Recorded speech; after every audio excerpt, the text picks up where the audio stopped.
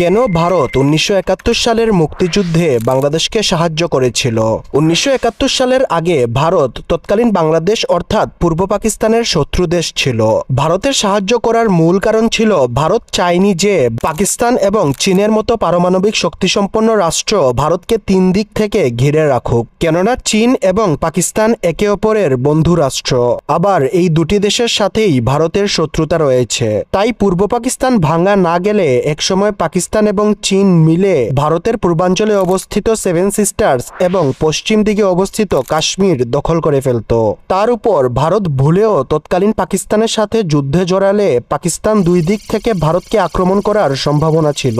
তাছাড়া ১৯৭১ সালে দীর্ঘ ৯ মাসের যুদ্ধের পর বাংলাদেশের যোদ্ধারা পাকিস্তান আর্মিকে দুর্বল করে ফেললে এই সুযোগে ভারতের আর্মি পাকিস্তানকে সারেন্ডার করিয়ে যুদ্ধের কৃতিত্ব নিয়ে নেয়। ফলস্বরূপ আজ অব্দি ভারতের স্কুলে ১৯৭১ সালের যুদ্ধকে বাংলাদেশ পাকিস্তান যুদ্ধ না বলে ভারত পাকিস্তান যুদ্ধ বলা হয়।